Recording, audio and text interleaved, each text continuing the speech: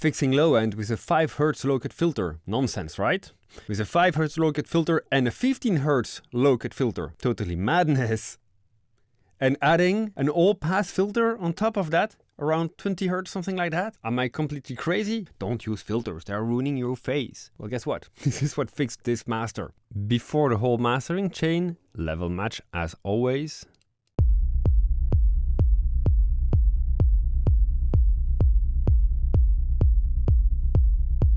And after the mastering chain.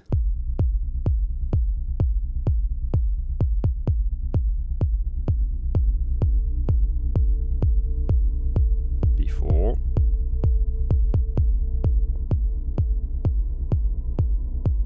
First disclaimer, because YouTube is encoding in MP3 and that MP3 is messing with face, I'm not sure at this stage of the proper translation via YouTube. This track is called Kami by an artist I love, Fernie, and it's released on Indefinite pitch. Check the link below.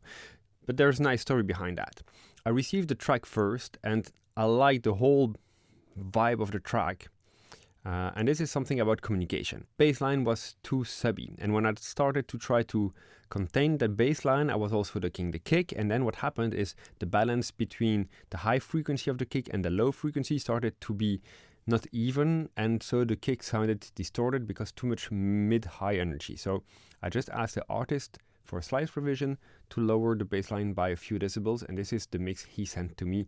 Much better, and I could really push this to the extra mile to deliver a proper master. A few strategies that I applied in here. I had some fab filter action. This one does also a little bit on the bass. There was a root note of the bass poking a bit out, and what I did is actually doing some dynamic move. So I cut this a little bit, but with some dynamic expansion upwards. So when the kick is playing, actually the punch is coming through. I'm going to bypass both of them and let you hear what happens without them and with them. Without.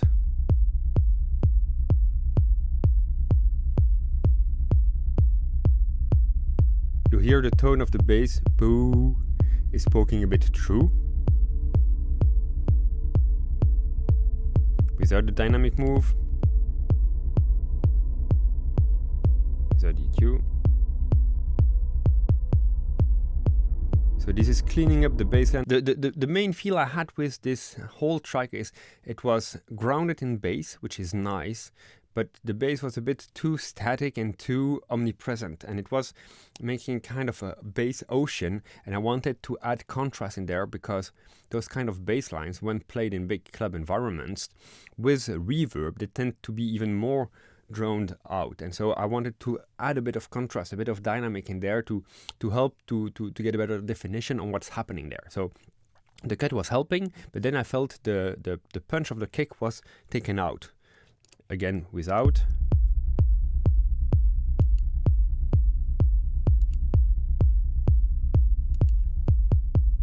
You feel it opens the bass, but then the kick is lacking a bit of energy, and so the dynamic action is bringing back the punch of the kick. Without.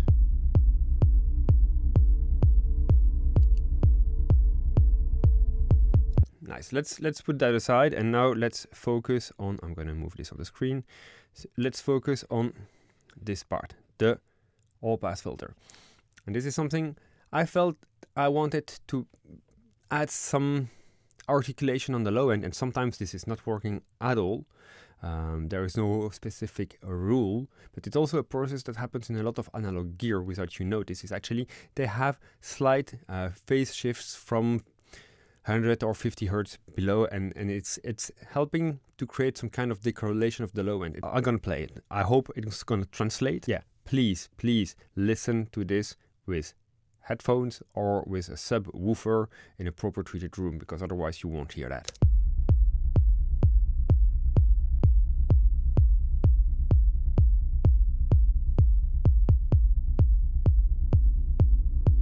You feel it tightens the sub. Instead of having, and the length of the cue has its importance. If I'm a long cue,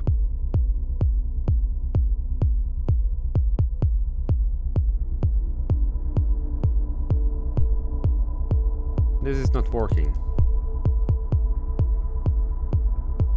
This is tightening up things, right? I did some other things on the low end. I had a very gentle band of compression, but with a very long attack time. So the punch goes through, the attacks come through, and I'm just adding a bit of movement. The whole chain without. You feel the sub here is just like static.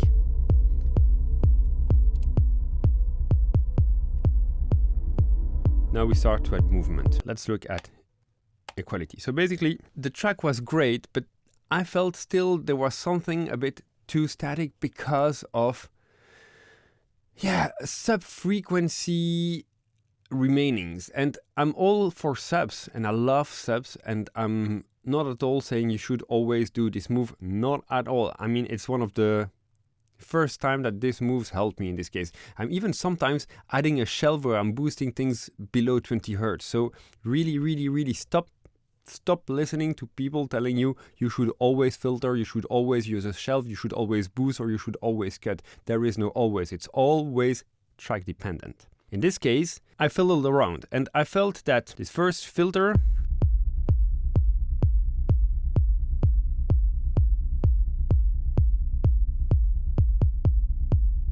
was helping a little bit. Then I tried another one, playing things around, and this has to do with frequency and again also phase. Let's listen to this first high cut higher at 15 Hertz. So this is still below 20 Hertz.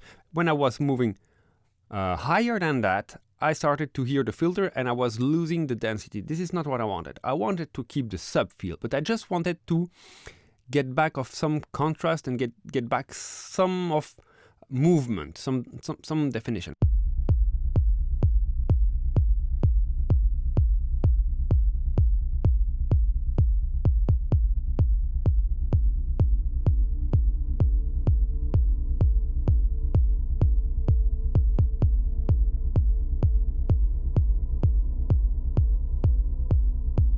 But now let's play both together.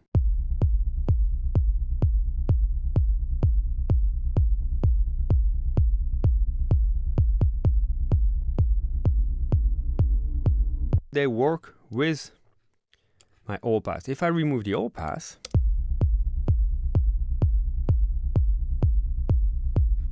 it's helping, but not in the same way.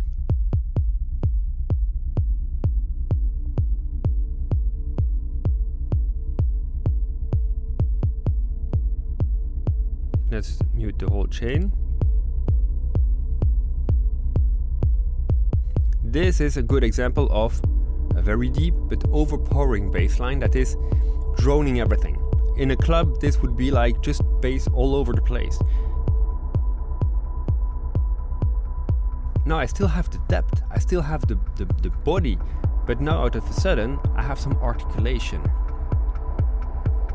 So I'm not going to cover more things about this master. The whole purpose of this video is not doing a full mastering tour. It was just to show you that some of the most crazy moves, or some of the moves that might seem crazy or that many people tell you that are crazy, using all pass filter at 22 Hertz, using a 5 Hertz and 15 Hertz low cut filters. I mean, I'm tripling things that people say you should never do.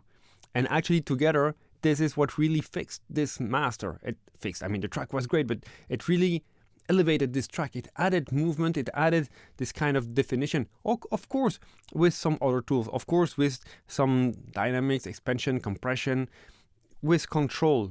But long story short, the phase shift that happened there and the sub filtering that is inaudible because below 20 Hertz actually changed everything.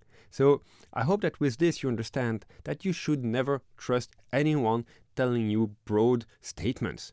Always try things by yourself. Always be ready to experiment. As always, I see many people watching these videos and not following the channels. I'm not advocating you to go there, but if you want to support me, if you want to support the channel, to share this or to like the video, to leave some comments. I'm always happy to share things with you, to react on the comments. So don't be shy. Let me know what you thought about this. Let me know if you have some questions, if something feels weird, or if you want me to dive into other topics. I'm always happy to share with you guys. So see you soon for more. Take care and bye-bye.